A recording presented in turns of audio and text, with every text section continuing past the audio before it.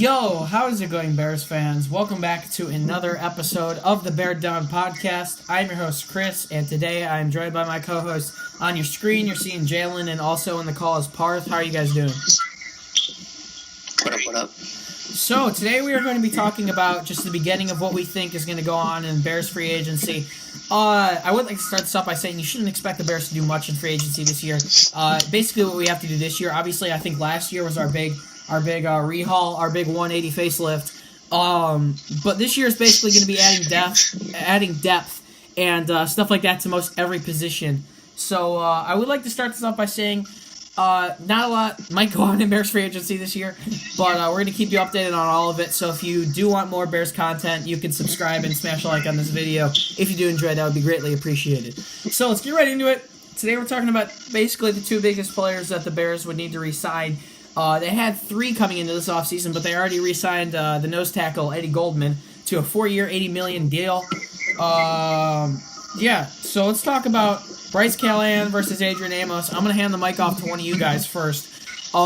If you had to choose, obviously the hope is that we can re-sign both these players. Our last episode, we talked about Ed Reed, someone who could possibly be coming in as a secondary coach. He would provide a lot of help to these guys, along with defensive coordinator Chuck Pagano, whose specialty is basically is D-backs. So let's talk about Amos versus Callahan. If you had to choose one, Jaylen, let's start it off with you. Who are you picking? You kind of put me on the spot right here, but we were talking about before we started recording how the nickel can be replaced, but I don't think anybody can play up to the level of Bryce Callahan. Yes, Sheriff McManus did play great, but he's been here a long time. He knew Fangio's system for a very long time. So I feel like we should re-sign him. Yes, he's been injury prone these last couple of seasons. We know he's coming off a broken foot, and last year he had a groin injury that basically kept him out this whole season. But when he's healthy, he's one of the best nickels in the league. So I'm gonna go with Bryce here.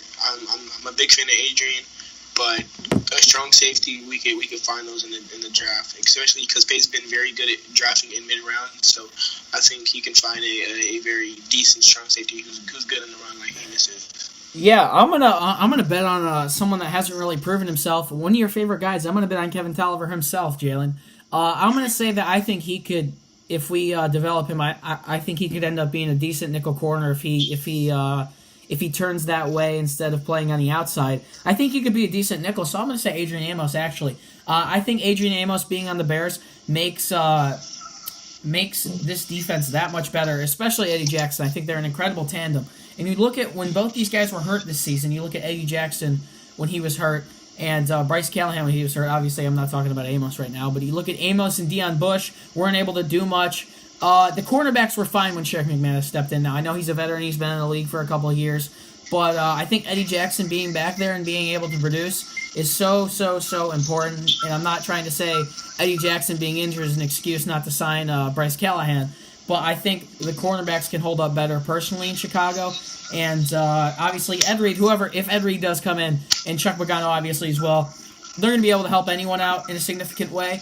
So I expect both of these players, whichever one we keep, if not both, will improve immensely. So I'll say that. But Parth, who would you choose on this issue? I'm gonna go with Adrian Amos. I think we saw how Sheriff McManus played. I think if you take out that last play of the season, not the last defensive play of the season against the Eagles, where he allowed Golden Tate to catch that touchdown. If you get rid of that, he balled. He played an next man mentality type of player. He came in, did everything that Bryce Callahan would do. Honestly, he even did better at some times, and he surprised all of us. And he's much cheaper, and he also plays special teams. So there's that. Yeah, totally. And then, I don't know, if I can pull up a list right now of free agents, we could talk about a bit of them to close this off. Let me look up Bears free agents 2019. I should have had this pulled up already. But we do have a couple other free agents that might be worth noting. This one, obviously, this episode will be mostly about Bellamy and Amos. But if we can talk about a couple more, I'd like to go through and talk to you guys about them.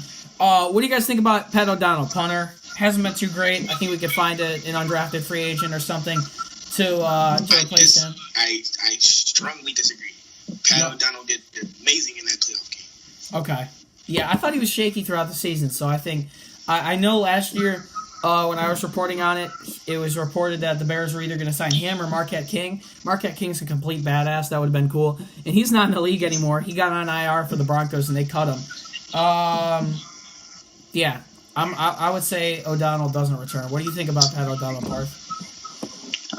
He got more bench reps than Jadeveon Clowney. We keep him. Let's talk about another one.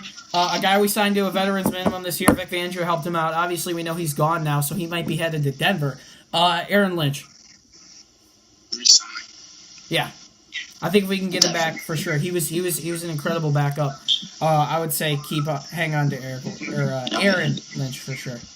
I mean, he had 3 sacks, and he didn't get much playing time except those games Khalil Mack was out, and he definitely got the pass rush going, so I feel like he's a no-doubt keeper. It seems like this one's a no-brainer. Roy Robertson Harris.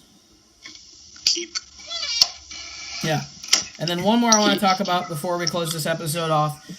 Benny Cunningham. Obviously, I know a lot of people who like Ryan Nall on our practice squad. But then again, a lot of people want Taquan Mizell out. I think if I had to pick 4 running backs for the Bears right now, this is assuming that we don't get Kareem Hunt.